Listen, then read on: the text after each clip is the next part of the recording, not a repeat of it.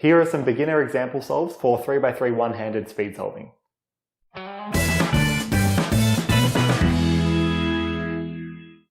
Okay, so let's start out doing example solves. I'm just going to do a couple of example solves and both of them will be using the white cross.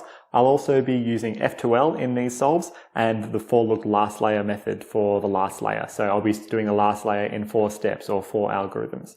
So let's start. So I've got these two cross edges here and these two up here. This is a fairly nice case because they're all oriented. Now our solution is going to be R prime D prime, R prime D prime, U prime R2. Now, doing R prime and then D prime twice is a little bit awkward. Particularly if we do the R prime like this, R prime and then D prime, I guess you could do with your index, your ring finger like that. But a better way to do it is actually rotate in this direction, and so that R prime D prime, R prime D prime becomes U prime R prime, U prime R prime, like that. So U prime R prime, U prime R prime. And then you can rotate back in the Z direction and do a U prime R2 to actually finish off this cross. Now what we can do is solve these two. So we can do an R prime U2R to disconnect them and then rotate and insert them into our right hand side there. Now we've got a couple of different options. I'd probably go with this pair here. So we've got this corner and this edge. So we've got the corner piece with the sticker facing, the cross sticker facing to the top.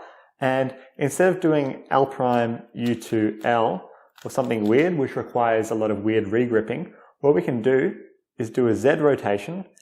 And so the L prime U to L, to pair these two up, becomes U prime R to U. And then we've got this case, so we can insert it again without rotating at all by doing R prime, U prime R U, like that. And now we've solved these two front slots, which is a little bit awkward because we'll have to rotate over to the back. And we've got a couple of bad cases over here. What I would do next is probably solve these two. And from this position, to solve these two, I'll bring out the corner with R prime U prime R.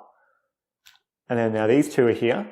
So what I can do again is probably I would rotate in this direction first. And then to insert these two using L prime U prime L, I would change it and do a rotation and do U prime. So U prime pairs these two up. R prime brings them to there, and then U solves them again. And then I would rotate back to put my cross on the bottom, and lastly solve this pair, which is pretty easy because this edge is oriented. So we can do R, U, R prime, U, R, U prime, R prime, using our right and U layer. So notice throughout that entire F2L, I only used right and U face moves, in addition to a bunch of rotations. And I think that's probably something you should try and mimic and imitate that. So again, for the last layer, we've got a case where we have two edges oriented opposite one another. So to do our edge orientation, we can go F, R, U, R prime, U prime, F prime. That one is a little bit tricky because we have to do F, R, and U moves all in the same algorithm. But with enough practice and getting used to the finger tricks there, you should be able to do it fairly easily. So again, I would do F with my thumb, R, U, R prime, U prime with my right hand, like that. So R, U with the left hand, R with the pinky, sorry. Then U, R prime, U prime again. And then U prime, and then F prime I would do with my left index, like that. Now we've got the headlights case. So I can go R2, D with my index, my ring finger there. R prime, U2, R. I'll probably do the D prime like this by rotating and doing an R prime, and then R prime, U2, R prime, like that. Now we're up to the PLL.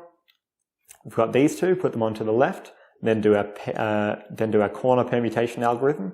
So that's R, U, R prime, U prime, R prime, F, R2, U prime, R prime, U prime, R, U, R prime, F prime. And that one is fairly long, but it's pretty manageable. And that's actually one algorithm that it's really important to practice and get used to, because if you can get good at the T permutation or that corner permutation algorithm, that means you're fairly adept at using the right, up, and the front face in a kind of algorithm or sequence like that. So once we've done that, we've got a U permutation here. So we've got a 3 cycle of edges. We wouldn't rotate and then solve it. What we can do is do a U to put this bar at the back, and then do our edge permutation algorithm. like that, and now it's solved. Okay, let's do a second example solve. So we have the 4 cross edges here, here, here, and here. So these two are already in their correct positions relative to one another. So we could potentially do an R prime and then L2, which is a little bit tricky with one hand. So we'll try and do something different. And also we need to note that if we solve this one here, the blue one, and this white and green one down here, then the one that belongs in the front here is this white and orange one. So we can, as we solve this edge, we're also going to solve this edge as well.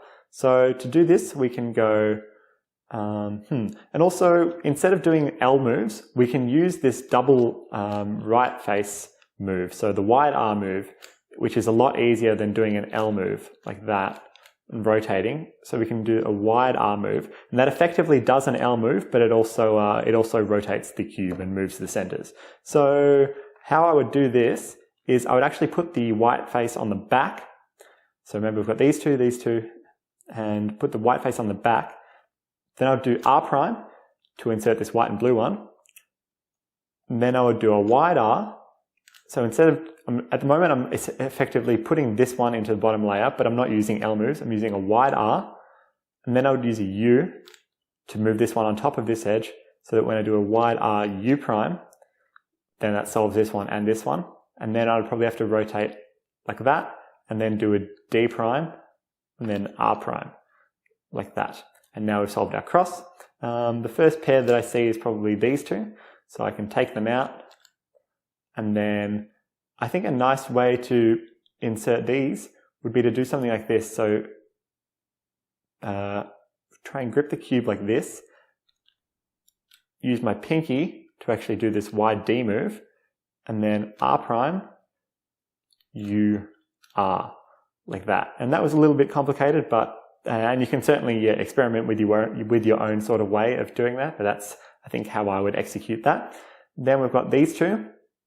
So we can take this edge out, put it into the top layer, and then go ahead and solve this pair. Again, I would rotate it so that the cross is on the left and do a U prime, R prime, U, like that. Now we've got this pair at the back right here, which is pretty easy to solve with one hand. So it's just R prime, U, R2, U prime, R prime, like that. Then I would need to rotate and solve this last pair, which was really easy because it only required R and U moves because the edge was oriented. Now here we'll do 2 look last layer again. So F, U, R, U prime, R prime, F prime. And then we've got a fairly nice case. It's just the double soon or double anti-soon. So R, U2, R prime, U prime, R, U, R prime, U prime, R, U prime, R prime to finish the corner orientation. And then from here we've got the 2 matching corners on the left there. So I would do the T permutation or the corner permutation algorithm. And now we've just got 3 edges left to solve. So we can solve them using our edge permutation algorithm clockwise.